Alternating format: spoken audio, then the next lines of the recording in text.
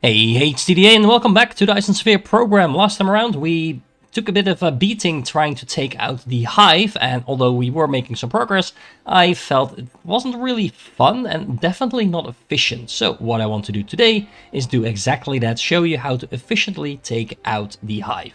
And in order to do that safely, we're going to need some planetary shields. So I've made a little bit of a mall extension over here, and these planetary shields are very easy to build. You just plop them down and they will start charging themselves. Yes, I know.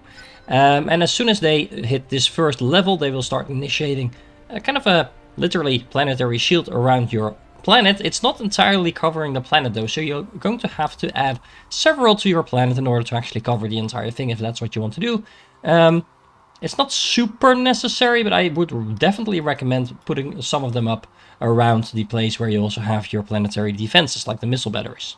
Now, to give you an idea of how much one planetary shield generator covers, if you go to the planetary view and you press the planetary shield show button, as you can see over here, this is approximately the area that is being covered by a single shield. Now, obviously, that's nowhere close enough to cover the entire planet. So if you want to actually cover your entire planet, you're going to need a lot of these. However, they also consume 12 megawatts each just in idle mode. And they will actually need a lot more than that in order to actually charge the shield. So be careful about how many of these things you build, especially early on when you need your power for other things. Now, there's a couple of other things that I haven't actually used yet or mentioned yet. So just to make sure you have everything you need in order to conquer your own galaxies, I have a pretty nice, at least I think it is nice, mall setup that you can see over here. That is basically a dome mall that includes every single building in the game, along with a lot of other stuff in the combat update that you might want to have in other systems as well. So aside from including every building that was already in the game before the update, we also now have things like the missile turrets and things like ammunition, of course. And what else is in here? Things like the combat craft. I think the flying versions are in this one over here, yeah, and some towers and planetary defense, stuff like that. I didn't put every single ammunition in the game in here because you're probably only going to be using about 2 of them at the same time anyway. So you might want to upgrade this as you get more advanced things to shoot at your enemies. Upgrade these things if you want. You're probably not going to be using these too much. You could also swap those out for something that's more relevant. But again, it's completely up to you. There's plenty of room in this mold to pretty much supply you with everything you're ever going to need outside of your system.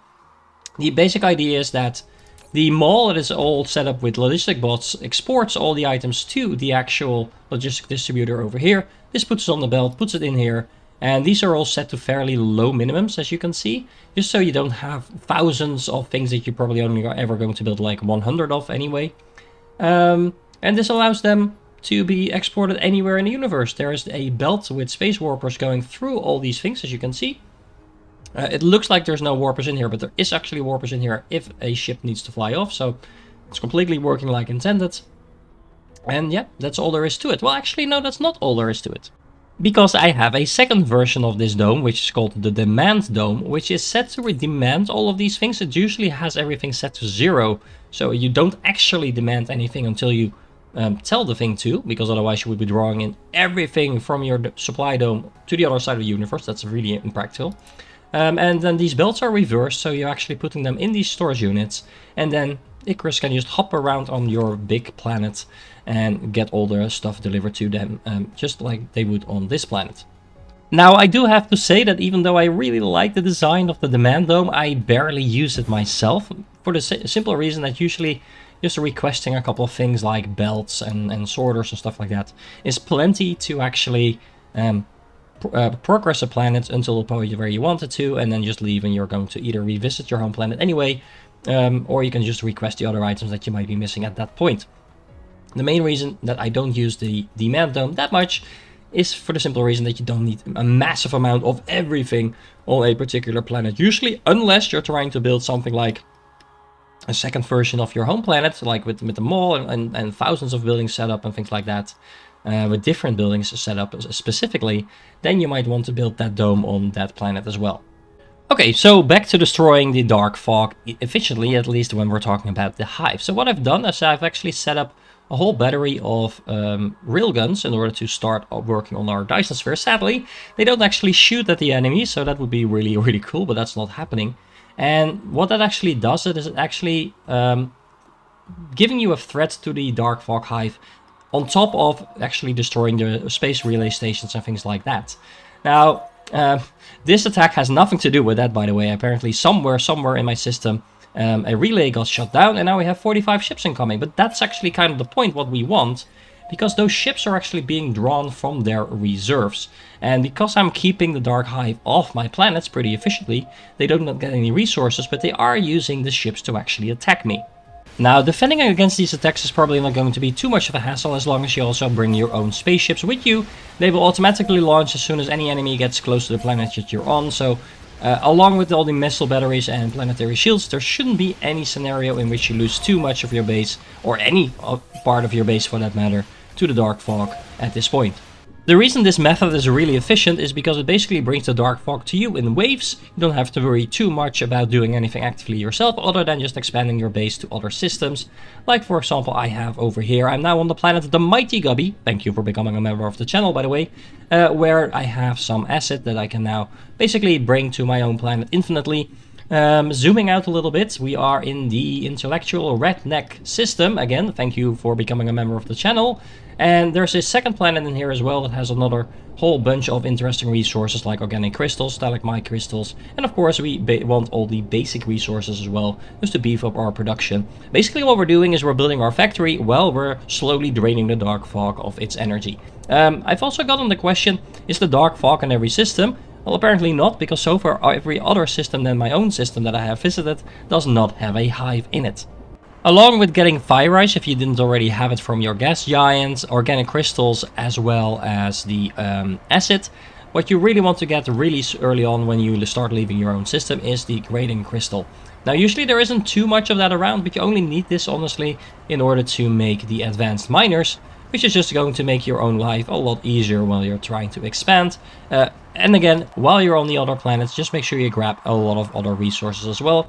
I'm currently in the Blind Ender system, that wasn't the original name, and look at the amount of planets in this system. But again, no Dark Fog to be seen, and Blind Ender, thank you for being a member of the channel. Okay, so back in our home system, as you can see, the threat on the Dark Hive is slowly ticking up. We don't have too much of a swarm yet, but especially once you start building your sphere, it will take note. And it will be ramping the threat up more quickly. In the meanwhile, you can see we definitely made a huge dent in its defenses already, so working like intended. And in the meanwhile, all I'm doing is just building up my factory. In order to do so, I've actually made this specific build that I probably should have added earlier on as well, that I'm actually including in the blueprints on the DysonSphereBlueprints.com website in an earlier stage than what I am currently in myself. Mainly because you definitely need a lot of steel for all the new stuff that has been added, and in general I felt myself running low on steel several times throughout this playthrough, so I figured why not just make a little build that is mostly dedicated to making some more steel, as well as some iron, because you can never have enough iron as well. So if you're wondering where the threat mechanic is coming from, it's actually just a simple math question over here. So the larger your sphere gets, the more power they will intercept, and as you can see it's about 2% on this difficulty level, so not too much, nothing that will break your factory or anything, but definitely something to keep an eye on, and the higher this amounts get, the more you will start getting threat of the Dark Hive. So in order to get that thread going, we need our Dyson Sphere going, and in order to do that, we need rockets. So I really like this build that I've been using for several playthroughs now. It basically draws in all the base resources along with the things like graphene and organic crystals that are actually rare resources, so you can produce them on their own, kind of as a rare or basic resource as well at that point. And then everything else is built in this build, so we have the quantum processors, planar, the crystals, the other crystals, and then finally what we're making here is the Dyson Sphere components, and then last but definitely not least, the rockets out of that as well.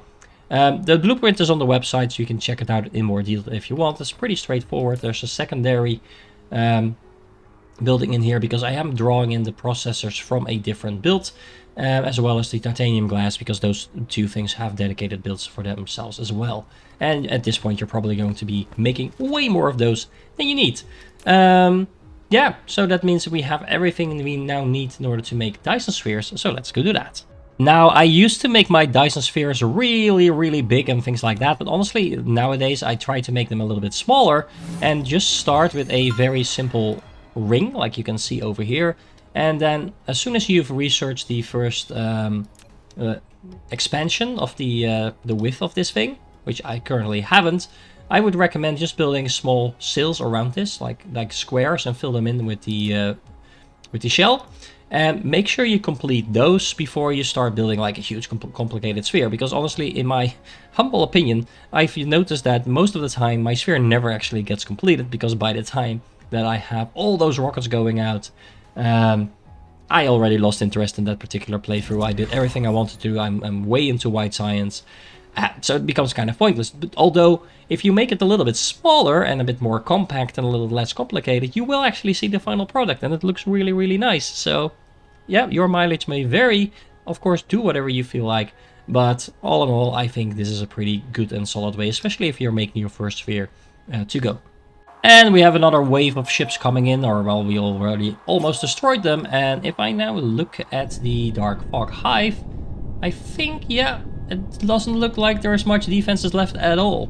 I think there's just one ship flying around there, maybe it's like a handful of them, but it's definitely a lot less than the entire fleets that were around it, so hopefully that means the Hive is now easy pickings. Okay, so I think you know the drill, but just in case you missed it from last time, what you do is you fly close to the Hive, close enough so you show your fleet spawn, you press tab, you select your different units, and then you just click anywhere and send them over there. What you can actually do is probably send them to the middle of the Hive. Not entirely sure if that matters or not, but taking it out is just a very, very satisfying. Now you can see there is still some defenses going, but there's definitely already parts of the Hive being taken out. And I could probably fly in there myself as well, but why risk it if my ships are doing all the work for me? Right now I do have 3 fleets, so that basically increases the damage a little bit. I also upgraded them a little bit compared to last episode, and as you can see, they are now tearing through the enemy base. I'm still going through my power really quick, so I might need to go back and forth and basically make another trip if I run out of power too early. But as you can see, it's going to take a few trips rather than the several dozens we would have needed if we would have tried to do this at the end of the last episode. Also, if you have a planet that flies very close by the Hive, you might actually be able to just stand on the planet and have your ships fly out and take care of the Hive like that as well. I haven't been able to really replicate this in a reliable way in any way or form. I just wanted to point that out because I think it was quite hilarious. I was just actually wondering why 2 of my fleets were flying around the planet, even though I wasn't under attack. And then it turned out the third one, where is the Hive? Over there. The third fleet was actually fighting the Hive. And because I can recharge myself while standing on the planet, as long as I have spare ships, I can basically just stab the planet and let the Hive be destroyed for me. So if you want to make it very easy, I think don't think it gets any easier than this. Ta-da! Congratulations, Engineer. You've eliminated Dark Fog from the current planetary system. This planetary system will now usher in an era of peace and development. You don't have to worry about any imminent attacks or energy losses for the time being. Stay vigilant, nevertheless. Peace is temporary. Beyond this planetary system, a myriad of dark fog is slumbering, evolving, and spreading. Not for long, they'll probably come back for revenge.